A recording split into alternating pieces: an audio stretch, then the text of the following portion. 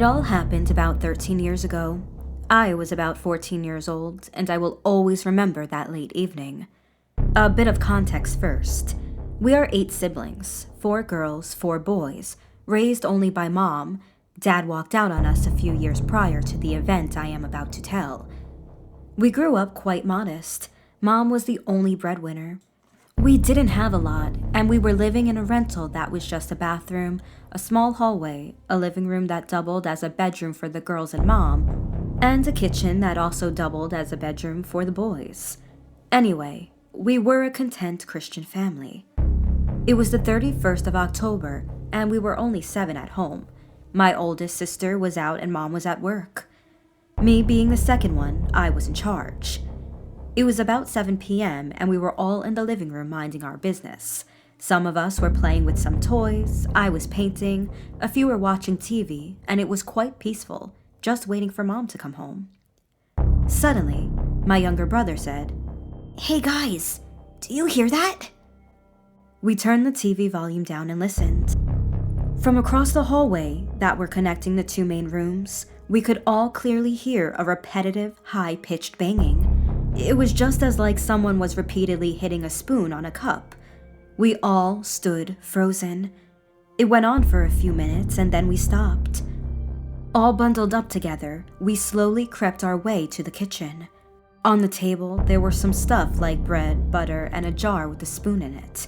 We just ate and we didn't put stuff away. We got close and tried to mix the jam with the spoon, and surely enough, it was the same sound.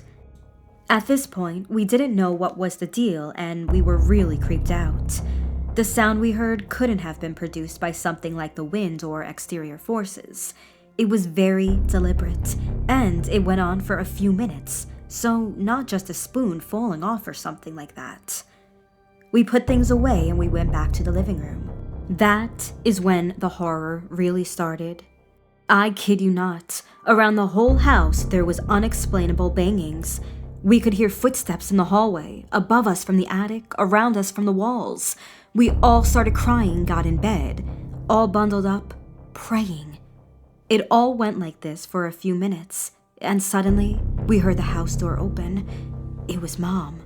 She had just come back from work, and it all stopped. Needless to say, we all jumped on her, hugging her and crying. We told her what happened, and she was shocked. We never had an experience like that, and when we get together, we sometimes talk about it. It was one of the most scary things that ever happened to us. We all heard the same things. We didn't see anything, but the sounds were real. We think it might have been something like a demonic attack that wanted to create fear in us in one of the darkest nights of the year. Did any of you ever experience something like this?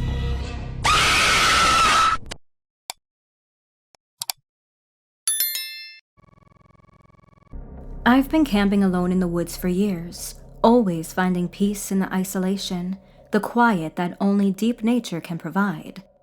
This time, I'd ventured farther as usual, deep into the Michigan wilderness. It was the kind of place where cell phone reception was non-existent, and the nearest human was probably miles away, just how I liked it. I set up my tent near a small clearing surrounded by tall pines, their branches swaying gently in the evening breeze. As the sun began to sink, the woods transformed. The soft light filtering through the trees grew dim, casting long shadows that stretched across the forest floor. By the time darkness had fully settled in, my campfire was the only source of light for what felt like miles. I sat there by the fire, eating a simple meal and enjoying the sounds of the forest. The chirping of crickets, the occasional hoot of an owl, it was all so familiar. But as the night deepened, those sounds started to fade. It wasn't sudden, but one by one, the noises stopped until there was nothing, just silence. That's when I felt it. The unmistakable sensation of being watched. I looked around, squinting in the darkness, but saw nothing. Just the trees, the shadows, and the faint glow of the dying fire. I tried to shrug it off, but the feeling lingered, gnawing at the back of my mind. Then I heard it. A rustling in the bushes, just beyond the reach of the fire's light. I grabbed my flashlight and aimed it toward the noise. The beam cut through the dark, but there was nothing there. I stood up, scanning the area, my heart pounding in my chest. A branch snapped, this time closer. I whipped the flashlight around, and that's when I saw it.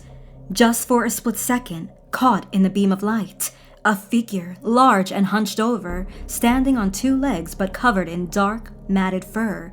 Its head, it was a wolf's head, massive and snarling, its yellow eyes reflecting the light. I froze, my mind racing to make sense of what I was seeing. It was impossible. It couldn't be real. But it was. The creature stared at me, sniffing the air, its lips curling back to reveal sharp, gleaming teeth. Instinct kicked in and I took a step back, trying not to make any sudden movements. The creature's ears twitched, its eyes locked on me, and it let out a growl, the sound vibrating through the still night air.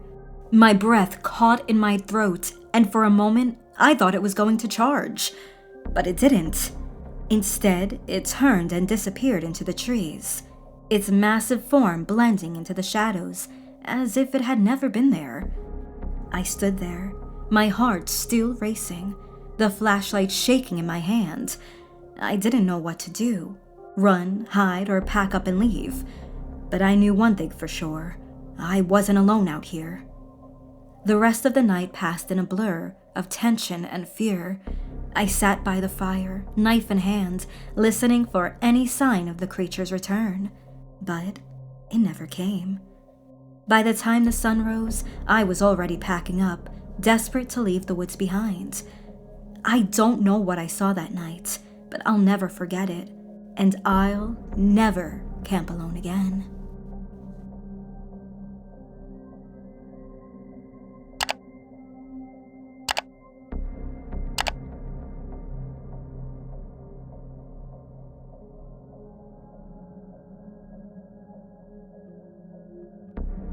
The plan was simple, a quick weekend camping trip with my buddy Trevor. We'd set up camp, hike during the day, and share a few beers by the fire at night. We'd both grown up hearing the local legends about Dogman, but neither of us had ever put much stock in them. Just stories to scare kids. Or so I thought. It was our second night in the woods, and we were feeling adventurous. Trevor suggested we take a short hike under the full moon. "The trail looks completely different at night," he said, grabbing his flashlight. Against my better judgment, I agreed. We left the campfire smoldering and headed into the woods. At first, everything was fine. The moon was bright, casting a silvery glow over the trees, and the night air was cool and crisp. We walked along the familiar trail, laughing and joking, the sound of our boots crunching against the dirt, the only noise in the stillness. But after a while, the atmosphere shifted. The air grew heavier, the woods darker, even with the moon overhead. That's when we heard it. Something moving in the trees, following us. We stopped, and so did the sound. Trevor flashed his light into the woods, but we didn't see anything. "Probably just a deer," he muttered. But I could tell he didn't believe it any more than I did. We kept walking, but the sound picked up again. The distinct sound of heavy footsteps trailing us from a distance. My skin prickled, and I glanced at Trevor. His face was pale, his grip on the flashlight tightening. Suddenly, a low growl echoed from the darkness, deep and guttural. We froze, our breath hitching. I turned slowly, scanning the trees, and that's when I saw it. A massive shape standing just beyond the edge of the trail. It was on two legs, towering over the underbrush, its silhouette unmistakably canine. My stomach dropped as I realized what we were looking at. The stories were true. The creature stepped forward, its head tilting in our direction. In the moonlight, I saw its face, the face of a wolf. Its eyes glowing unnaturally, its teeth bared in a snarl. It was huge, easily over 7 feet tall, its fur matted and dark. "Run," Trevor whispered, but we didn't move. Neither of us could. The creature let out another growl, louder this time, and took another step toward us. This was all it took. We bolted, sprinting back toward camp as fast as we could. The sound of our feet pounding against the trail was drowned out by the thing crashing through the woods behind us. I didn't dare look back, too afraid of what I might see. We didn't stop running until we reached the safety of the campfire. We collapsed by the fire, gasping for breath, but the creature didn't follow us. It stayed out there, lurking in the darkness. We didn't sleep that night. We packed up and left at first light, not saying a word to each other. Whatever that thing was, it wasn't something either of us wanted to encounter again.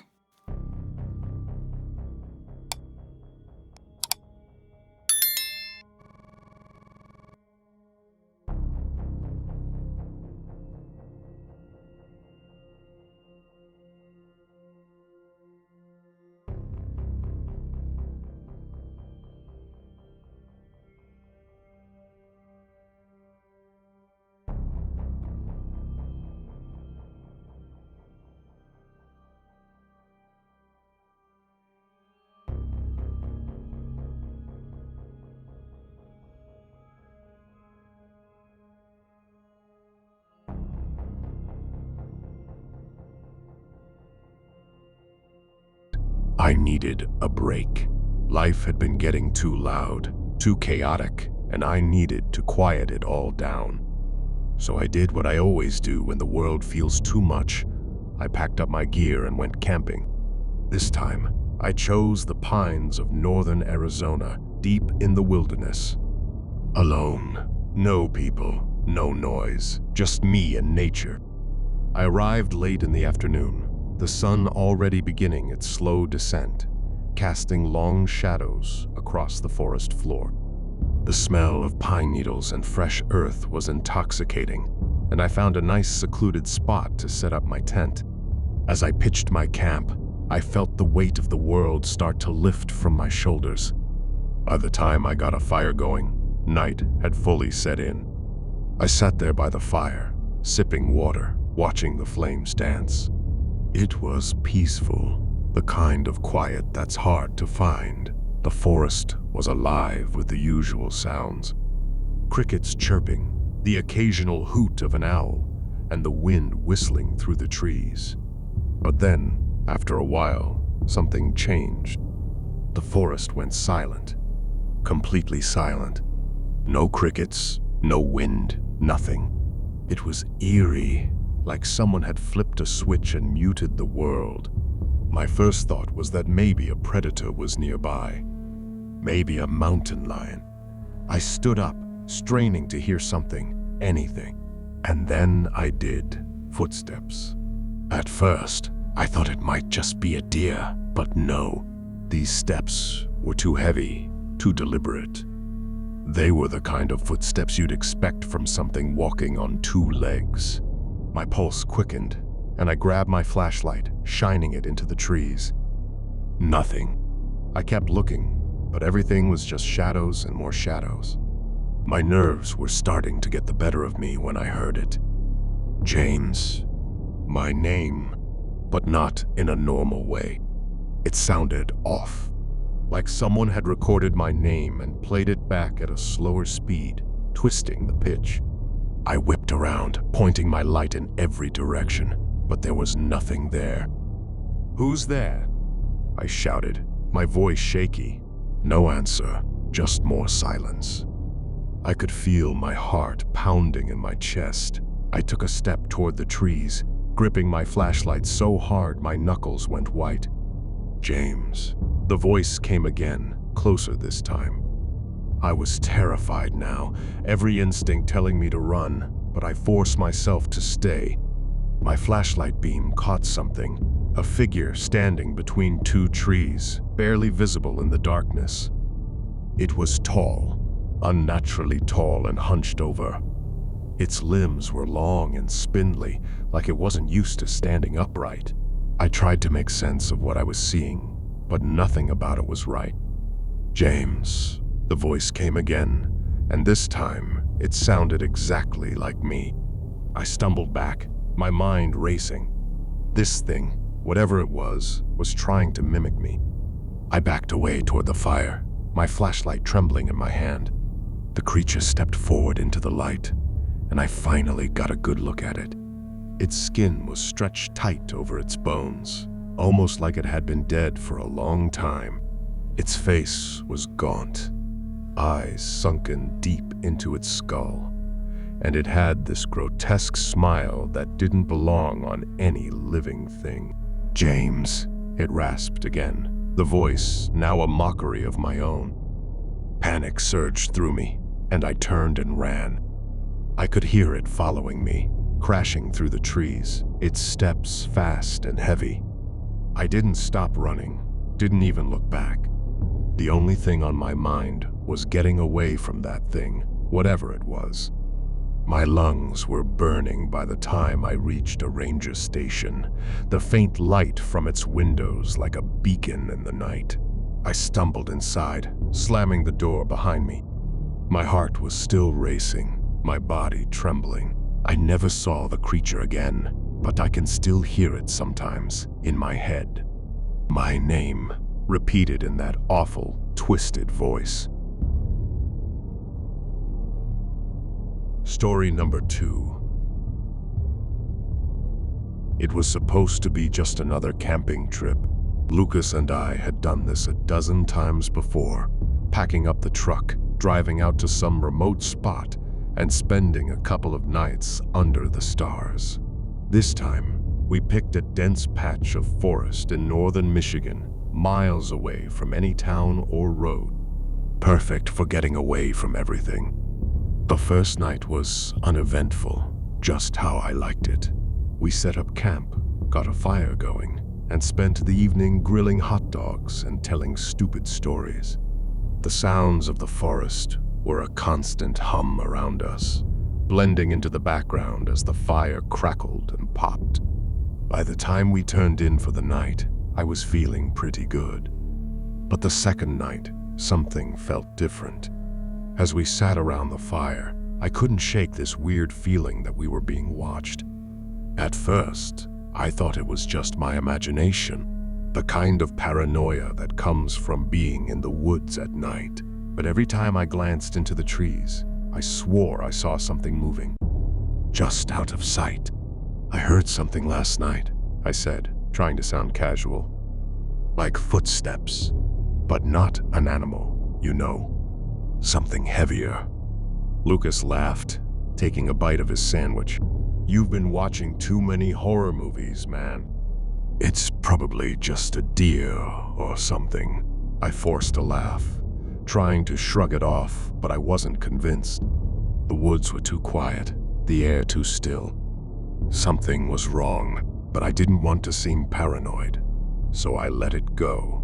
Later that night, after the fire had died down and Lucas had gone to sleep, I lay in my tent, staring up at the dark ceiling, listening. I heard it again. Those footsteps. Slow, deliberate, moving just outside the camp. I held my breath, hoping it was nothing, but the steps kept coming, closer and closer. "Lucas," I whispered. No answer. Suddenly, a low growl cut through the silence. Deep, guttural, and way too close. My heart was pounding as I unzipped my tent and crawled out, gripping my flashlight. The beam of light swept over the campsite, but I couldn't see anything. Lucas' tent was still zipped up tight, but I could see his shape moving inside. And then I saw it. A figure, standing at the edge of the clearing, just beyond the light of the fire. At first, I thought it was a person, but as it stepped forward, my stomach dropped. It wasn't human. It was massive, at least 7 feet tall, standing on 2 legs. Its body was shaped like a man, but its head was that of a wolf. A huge, snarling wolf. The thing stared right at me, its eyes glowing faintly in the darkness. It sniffed the air, baring its teeth in a snarl, and took another step toward me. I froze, every muscle in my body screaming at me to run, but I couldn't move. Then, out of nowhere, Lucas burst out of his tent, flashlight in hand. The beam hit the creature square in the face, and it let out this bone-chilling roar, turning its head away from the light. That was all the motivation I needed. "Run!" I shouted, and we bolted into the woods, not stopping to look back. Branches whipped against my face as we ran, our footsteps pounding against the ground. I could still hear the creature's growls behind us, but it wasn't following. Not yet. We didn't stop running until we could no longer hear anything but our own ragged breathing. We didn't sleep that night. We didn't even speak. As soon as the first light of dawn broke through the trees, we packed up and left.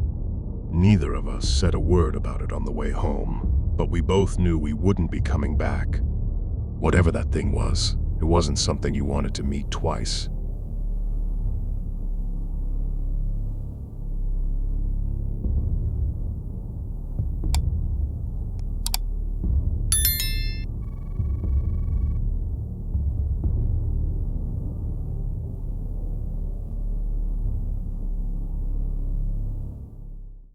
Halloween was always my favorite night of the year. There was something magical about dressing up, wandering the neighborhood, and coming home with a bag full of candy. This year, I had decided to go as a vampire, complete with fake fangs and a long black cape. The night was chilly, but the excitement of Halloween kept me warm as I roamed the streets with my friends. We laughed, ran from house to house, and traded candy as we went. But when I finally got home, something felt off. My parents were out at a Halloween party, so I had the house to myself. After tossing my candy bag on the kitchen table, I grabbed a soda and settled on the couch to watch a horror movie. I was all set for a relaxing night, just me and some classic scares on the screen. But then I heard something strange. At first, it was just a faint rustling, almost too quiet to notice. I paused the movie, thinking it might have been the wind. But then I heard it again, this time a bit louder. It was coming from the backyard. My heart skipped a beat as I stood up, trying to listen more closely. The wind? An animal? I wasn't sure, but curiosity got the better of me. I walked over to the back door and peered out into the darkness. The backyard looked normal enough, bathed in the dim light of the moon. The trees swayed gently, and the shadows shifted across the lawn. But there was nothing unusual, nothing that should have made that noise. I was about to turn away when I heard it again, a low, deep growl that made the hairs on the back of my neck stand up. I froze. My eyes strained against the darkness, trying to make out where the sound was coming from. Then I saw it, something moving near the fence. At first I thought it was a dog, but as it stepped into the moonlight, I realized it was something much worse. The creature was large, hunched over, and covered in dark, matted fur. It had a twisted, almost human face, but with features that were all wrong. Elongated limbs, clawed hands, and eyes that glowed with a sickly yellow light. Panic surged through me. This wasn't real. It couldn't be. I had heard stories about skinwalkers, creatures from Navajo legend that could shapeshift and take on the form of animals, but I had never believed them. Now, standing there, face to face with this thing, I knew those stories were true. The skinwalker took a step closer, its growl rumbling deep in its chest. I could see its sharp teeth glinting in the moonlight, and its eyes locked onto mine. Somehow, I broke free from my paralysis and stumbled backward toward the house. The creature lunged at me just as I reached the door. I yanked it open, slipped inside, and slammed it shut, locking it behind me. The creature's claws scraped against the wood, sending chills down my spine. I backed away from the door, breathing hard, my mind racing. What had I just seen? The scratching stopped, and I listened, waiting. After what felt like hours, I heard footsteps retreating, fading into the night. Slowly, I inched back to the window and peeked outside. The yard was empty again, the shadows still. I collapsed onto the floor, my heart still pounding. I couldn't believe what had just happened. I had come face to face with a skinwalker and somehow survived. But the terror of those glowing eyes and that twisted face would stay with me forever.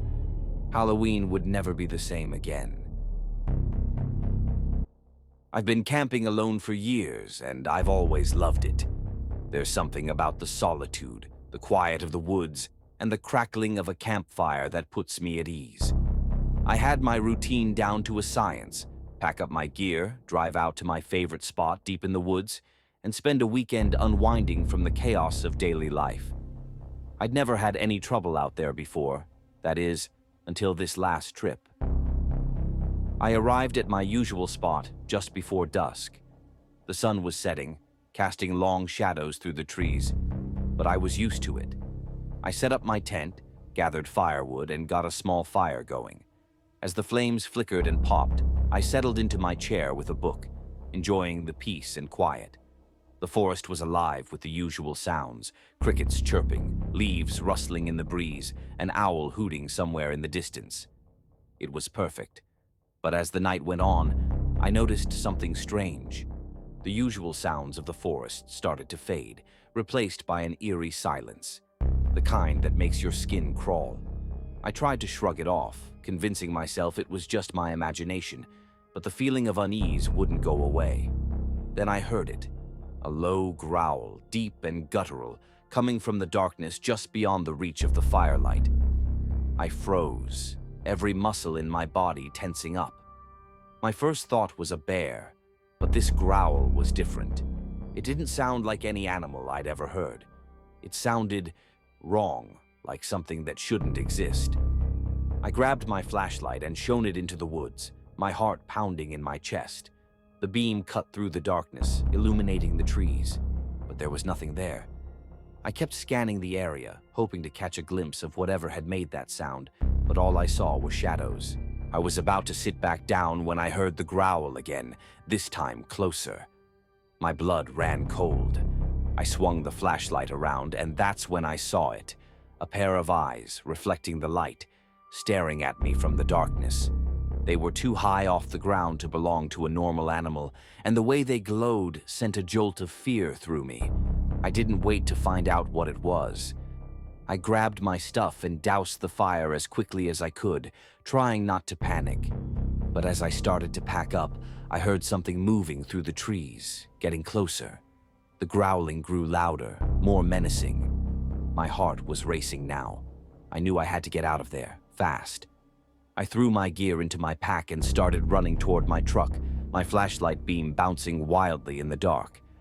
The thing in the woods started to follow, its footsteps heavy and fast. I could hear it crashing through the underbrush, snarling as it closed the distance between us. I ran faster than I ever had in my life, adrenaline pumping through my veins. I reached the truck, fumbling with the keys, and finally got the door open. I jumped inside, slammed the door shut, and locked it just as the creature reached the edge of the clearing. It stopped, its glowing eyes fixed on me, but it didn't come any closer. I could see its silhouette now, tall, hunched over, with long, muscular limbs. It wasn't human, but it wasn't fully animal either. It looked like something out of a nightmare. I started the truck, the engine roaring to life, and floored it. As I sped away, I looked in the rearview mirror and saw the creature watching me, its eyes glowing in the darkness until they were out of sight. I didn't stop driving until I was miles away from those woods. My hands were shaking, my mind racing, trying to make sense of what I had just experienced. I've never been back to that spot, and I'm not sure I ever will. Whatever that thing was, it was no ordinary animal. It felt like something ancient, something evil, and I'll never forget the terror of being chased by it, knowing that if I had been just a little slower, I might not have made it out alive.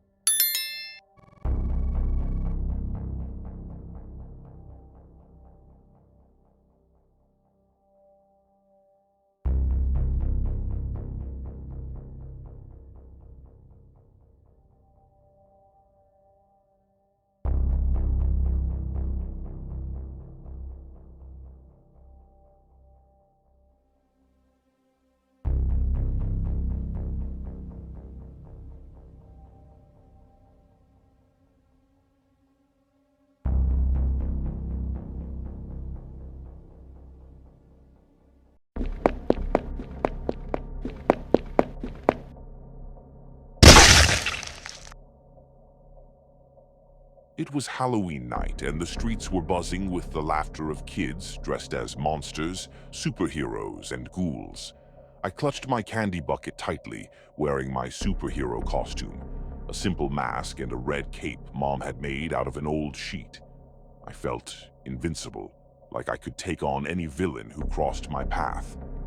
"All right, buddy, let's hit this next house," Dad said, his voice muffled beneath the ghost sheet draped over his head. It was the easiest costume he could come up with, just a white sheet with 2 eye holes cut out. We joked that he looked more like laundry than a ghost, but it worked. We walked from house to house collecting candy, and I was having the best night ever. Halloween was my favorite. There was just something special about being out at night, pretending to be someone else, and filling a bag with candy. Dad stayed close, but not too close. He let me run ahead to ring the doorbells, all the while shouting, "Trick or treat," at the top of my lungs. He waved to the other parents, all of us enjoying the spooky night, even if we knew it was all just pretend. But as we approached the next house, something felt off. I could see 2 older kids standing on the porch. They were wearing creepy clown costumes, the kind with oversized shoes and painted-on smiles that seemed way too wide. I felt a shiver run down my spine. "Dad, let's skip this house," I whispered, tugging on his ghost sheet. "Nah, buddy, we're almost done for the night. A couple more houses won't hurt," he said, giving me a reassuring pat on the back. Reluctantly, I followed him up the walkway, the clowns still standing there, watching us.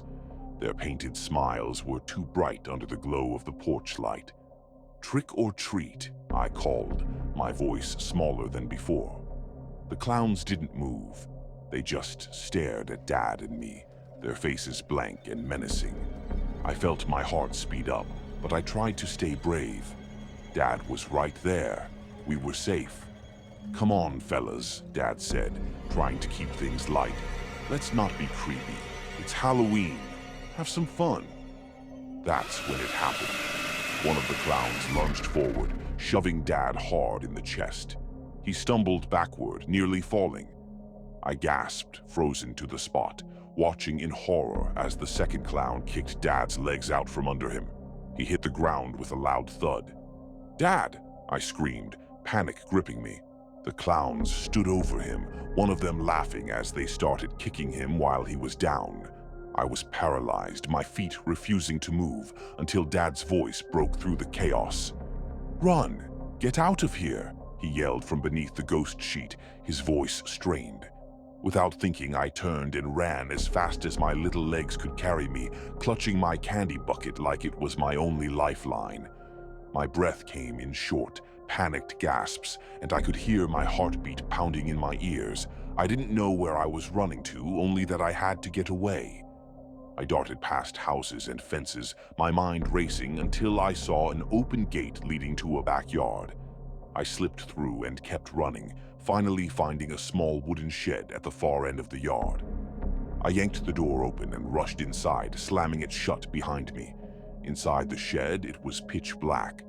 The air smelled musty, like old wood and damp earth. My breath echoed loudly in the tight space, and I crouched down, hugging my knees, trying to make myself as small as possible. Outside, I could still hear the distant sounds of Halloween.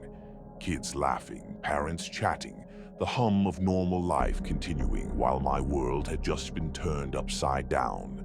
I didn't know what had happened to Dad, and the thought made me want to cry. But I couldn't. Not yet. I had to stay quiet, stay hidden. Minutes passed, maybe more, and I started to calm down just a little. I could hear muffled footsteps approaching the shed. My heart raced again, my small body trembling as I pressed my back against the wall. The footsteps stopped just outside the door. I held my breath. The door creaked open slowly, and a sliver of moonlight spilled into the shed, casting eerie shadows on the floor. I squeezed my eyes shut, hoping whoever it was couldn't see me. But the sound that followed wasn't the deep voice of a clown. It was my dad. "Darren, you in here, buddy?" His voice was shaky but familiar. I let out a small cry of relief, jumping up and throwing myself at him. He pulled me into a tight hug, his ghost sheet crumpled and dirty. "It's okay. I'm here. We're okay," he whispered, but his voice sounded as scared as I felt. I looked up at him, my eyes wide. "The clowns, they're gone," Dad said quickly. "I think they just wanted to scare us. Let's get out of here." Together, we left the shed, moving quickly but quietly through the backyard and back onto the street.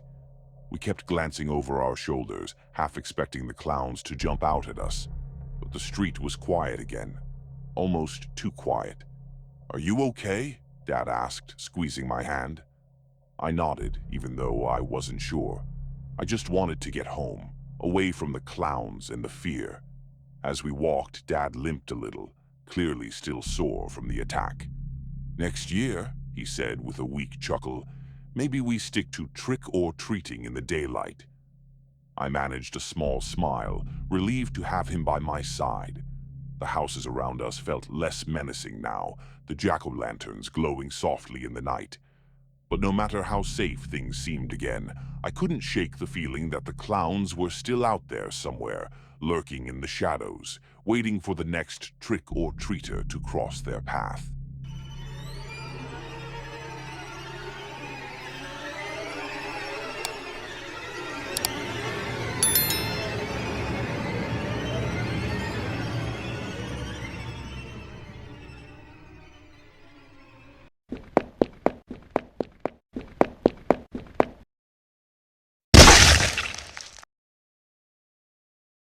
It was Halloween night, and the streets were alive with the flicker of jack-o'-lanterns and the hum of laughter.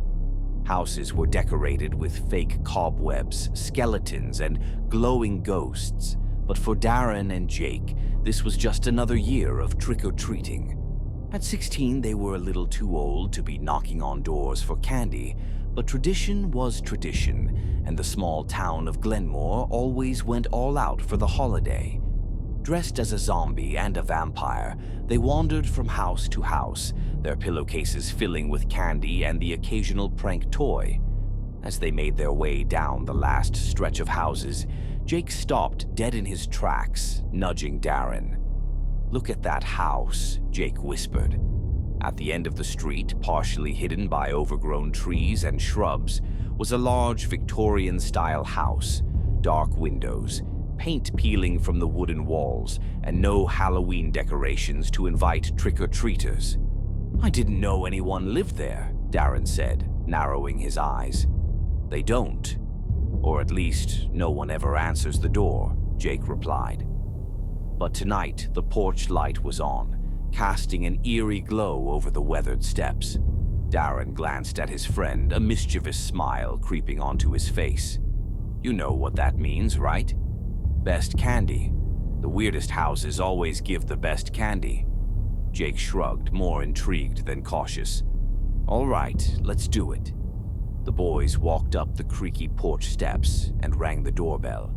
For a moment, nothing happened. They were about to turn and leave when the door slowly creaked open. Standing in the dim light of the foyer was a man neither of them recognized. "Trick or treat," Darren and Jake said in unison, forcing a cheerful tone despite the sudden unease they both felt. The man smiled, but it didn't reach his eyes. "Ah, Halloween. Come in, boys. I have something special for trick-or-treaters like you." Jake and Darren exchanged quick, uncertain glances. Every instinct told them not to step inside, but curiosity and maybe a hint of defiance pushed them forward. They followed the man into the house. Inside, it was just as unsettling as the exterior. The air was musty, the furniture looked antique, and the walls were lined with faded portraits. A large staircase wound up to the second floor, but what caught Darren's eye was the bed in the room adjacent to the hallway. It seemed out of place, as if someone had recently slept in it. The man gestured to the bedroom. "Wait here. I'll go get the candy." He disappeared downstairs, leaving Darren and Jake standing awkwardly. Darren couldn't help but glance around, noticing the odd creaks in the floor and the silence that filled the house. His eyes wandered back to the bedroom where the bed stood in the middle of the room. "Man, I don't like this," Jake whispered. "We should bail." "Yeah, this is weird," Darren agreed, his voice low. "But let's grab the candy and get out of here." Before they could decide to leave, the man returned, holding a large glass bowl filled with strange wrapped candies. "Here you go, boys. Take as much as you like," he said with that same unsettling smile. Darren reached for a candy, but as he did, he noticed something strange. There was a large, rectangular shape on the floor, right next to the bed. A rug barely covered it, but he could see the outline of what looked like a trap door. He froze, his mind racing. Was this what people had whispered about? The rumors that the man had a hidden basement where something terrible happened. He pulled his hand back, his voice barely a whisper. "Jake, we need to go." But before they could make their exit, the man's demeanor changed. He moved quickly, faster than they could react, and the next thing they knew, he shoved them both toward the trap door. Jake and Darren fell to the bottom of the trap door. The man stood at the top, his smile now completely gone, replaced with a twisted expression of hunger. "You boys shouldn't have come in." As the trap door slammed shut above us, I could still hear the man's chilling words echoing in the dark. "You boys shouldn't have come." Jake and I lay at the bottom of a damp, cold basement. My heart raced as I squinted into the darkness. A metallic scent filled the air. I reached out to steady myself and felt something slick on the floor. I froze. Blood. "Darren, where are we?" Jake whispered, his voice trembling. "I don't know," I whispered back, trying to stay calm. "But we need to get out. Now." We stood up, our eyes adjusting to the dim light filtering through the cracks in the floorboards above. As I scanned the room, I noticed something horrifying. Cages. They were scattered around the basement, some empty, others filled with tattered, bloody cloth. One of them had fresh blood on the bars. My stomach twisted. "We have to get out of here," Jake said, his voice barely audible. We stumbled through the basement, frantically searching for an exit. The walls were solid stone, cold and unforgiving. Then I saw it, a narrow set of stone stairs in the corner. Without hesitation, we ran toward them, climbing as fast as we could. At the top of the stairs was a heavy wooden door, bolted shut. We approached the door, hoping we could open it, somehow. We found a rusty latch, and with a hard yank, it gave way. We burst through the door, gasping for air, only to realize we were still trapped in a small courtyard outside. I looked at Jake in desperation. There's got to be another way out. That's when we saw the wrought iron gate at the far end of the courtyard. We sprinted toward it, but the gate was locked with a thick chain and padlock. "Darren, he's coming!" Jake shouted as we heard the basement door creak open. Frantically, we searched the courtyard and found an old shed. Inside, I grabbed a hammer and Jake took a shovel. We ran back to the gate and hammered at the lock with everything we had. The chain finally snapped and we threw open the gate, bolting into the night. We didn't stop until we reached the town, shaking and breathless. The police didn't find anything, no basement, no cages, but we knew what we had seen. We had escaped the man's twisted nightmare, but deep down we both knew we were never supposed to leave.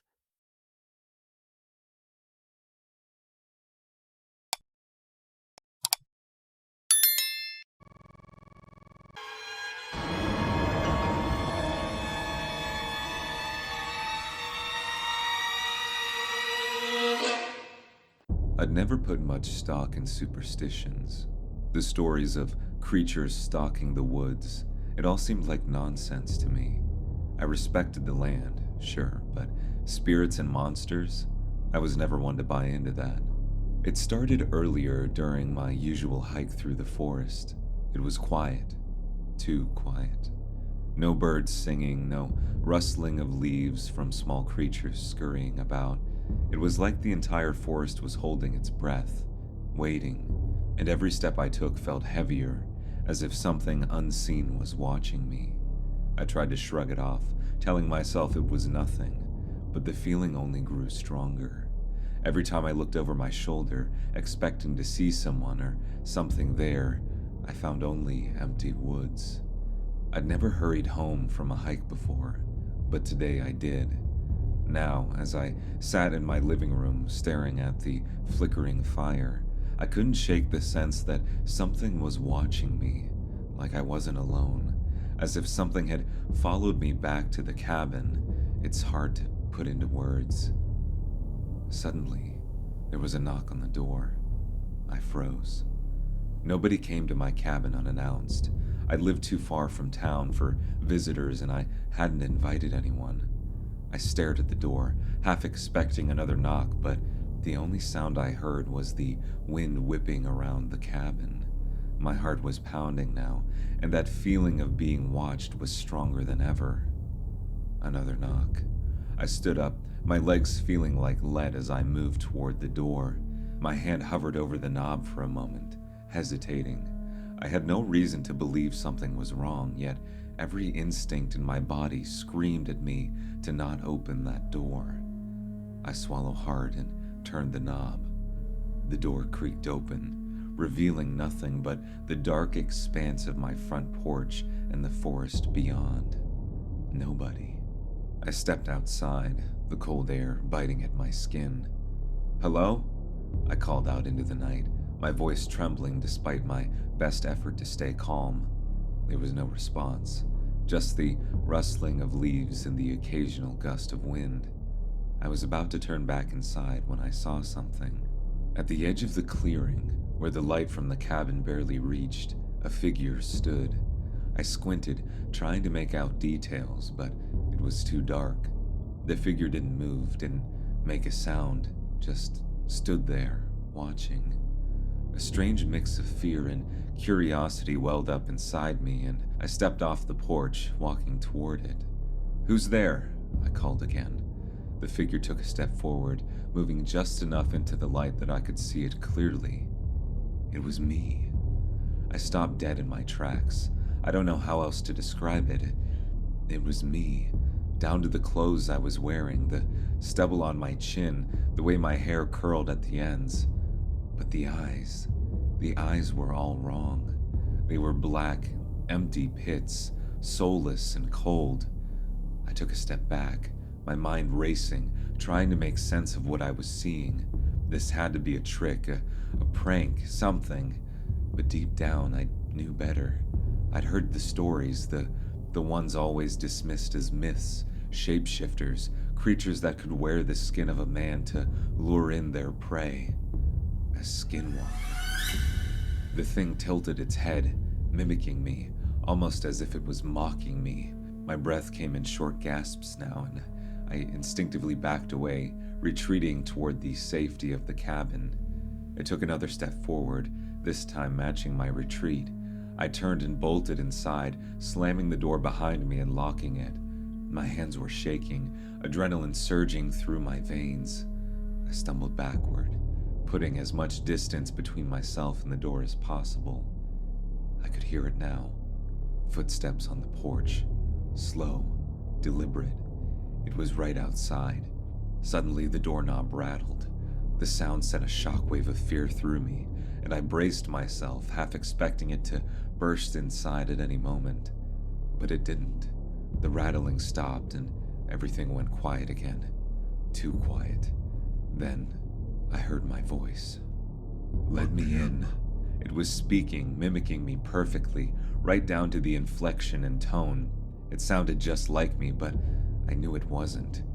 My hands clenched into fists as I stood frozen in place, trying to figure out what to do. I couldn't let it in. No matter what, I knew I couldn't open that door again. "Please, let me in," it said, this time sounding more desperate, as if it was pleading. "I'm cold." I squeezed my eyes shut, hoping that when I opened them it would all go away. But it didn't. My voice came again, more insistent now. "Let me in. It's cold out here." I backed into the corner of the room, trying to block out the sound. My pulse thundered in my ears. This thing, whatever it was, wouldn't stop until it got what it wanted, and what it wanted was me. The pounding on the door started next, heavy thuds that shook the cabin. Let me in. I didn't respond. I didn't move. And then, as suddenly as it had started, it stopped. Silence. I waited, straining to hear anything outside. Footsteps, breathing, something. But there was nothing. I slowly stood up, my legs trembling as I walked towards the door. I hesitated for a moment. Nothing.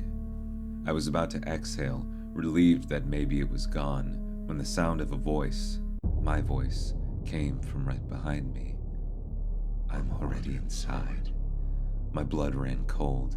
The room suddenly felt impossibly small, the walls closing in as my heart pounded in my chest. Slowly, I turned around, my body stiff with fear. There, standing in the center of the living room, was the thing. It was still me, still wearing my face, my clothes, but something was horribly off. The way it stood, too rigid, too unnatural, and those eyes, black and empty, stared straight through me. I couldn't breathe. How? My voice came out in a strangled whisper, barely audible. It took a step closer, its movements jerky, almost puppet-like. I backed away, but there was nowhere to go. My back hit the wall and I was trapped. I'm already inside, it repeated, this time with a twisted smile that looked out of place on my face, a smile I'd never make. Every instinct screamed at me to run, to do something, but my body wouldn't respond. I was frozen, helpless as it inched closer. Then, the smile faded, replaced by something darker. I've been waiting for you, it said, its voice shifting, deeper now, more guttural and less human. For so long. I blinked, and in that split second, it lunged. I don't remember screaming, but the sound tore from my throat as I scrambled to get away. It was faster than I could have imagined. In an instant, it was on me, pinning me to the floor with inhuman strength. I could feel its breath on my face, cold and rancid. I kicked, I clawed, but it was no use. It didn't flinch. Its grip tightened, and the world around me started to spin. I was losing strength, my vision blurring as I fought against the crushing weight of its body. And then it whispered in my ear, "You'll make a perfect skin." I don't know how much time passed before I woke up. The cabin was still, the fire long since gone out. I sat up slowly, my head pounding. Everything felt off, wrong. I glanced around, expecting to see the creature still lurking, but the cabin was empty. Except it wasn't. I stood up, my legs unsteady, and moved toward the mirror hanging on the wall. My reflection stared back at me, just as it should have, but something was different. My eyes, they were black, empty.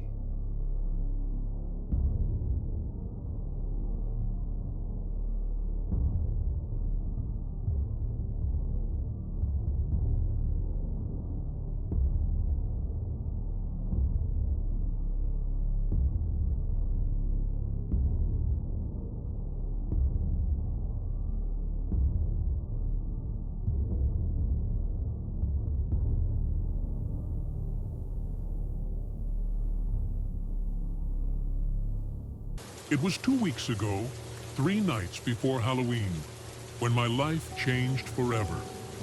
It was a dark, rainy night in Point Pleasant, West Virginia.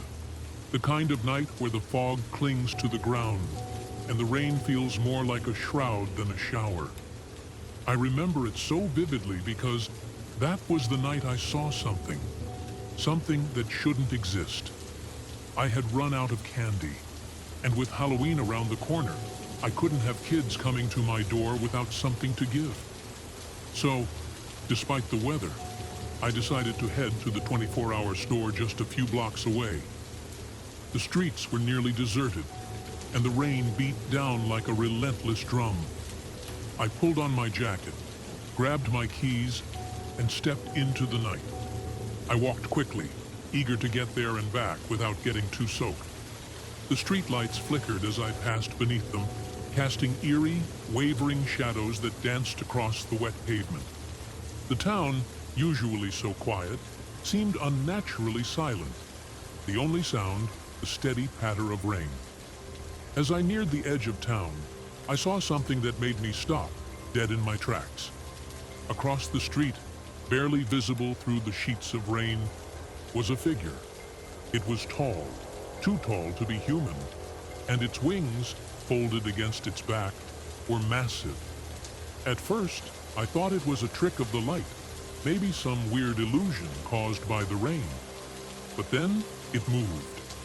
It wasn't a normal movement, not the kind you'd expect from any animal or person.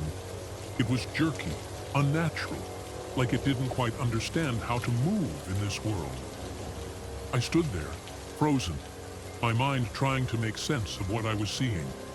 The creature's eyes, glowing red like embers, were locked onto me, and I could feel its gaze boring into my soul.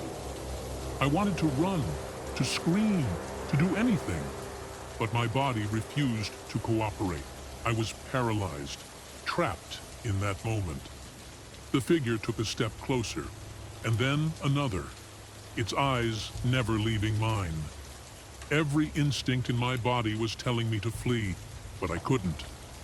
I was rooted to the spot, a deer caught in the headlights of something beyond my comprehension. Just as suddenly as it appeared, the creature stopped. It tilted its head, as if studying me, and for a brief moment, I felt a wave of cold wash over me, colder than the rain that soaked me to the bone. And then, without warning, it spread its massive wings and took off into the night, disappearing into the darkness above. I don't know how long I stood there after that, staring into the empty space where the creature had been. Eventually, I forced myself to move, my legs trembling as I stumbled back toward home. The rain was coming down even harder now, but I barely noticed.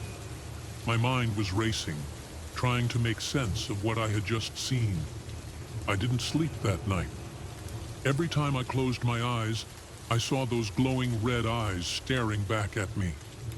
The next morning, I did some research, trying to figure out what it was I had encountered. That's when I found stories about the Mothman, a creature said to haunt this area, a harbinger of doom. People claimed to have seen it before the Silver Bridge collapsed back in '67, and some say it still roams the skies of Point Pleasant. I didn't want to believe it. I still don't. But every night since, I've been afraid to go outside after dark. I keep my windows locked, my curtains drawn, and I jump at every little sound. I can't shake the feeling that it's still out there, watching, waiting. The worst part is, I don't know what it wants. Is it a warning? A curse? Or something far worse that I can't even begin to understand? All I know is that since that night, I've been living in constant fear, trapped in a nightmare that I can't wake up from. Halloween came and went, but I didn't hand out any candy. I couldn't bring myself to open the door, to face the darkness outside. The children's laughter echoed through the streets, but I sat in silence, my heart pounding in my chest, praying that I wouldn't see those red eyes again. Now, every night feels like a countdown, a ticking clock that I can't stop. I don't know what's going to happen, but I can feel it. Something is coming.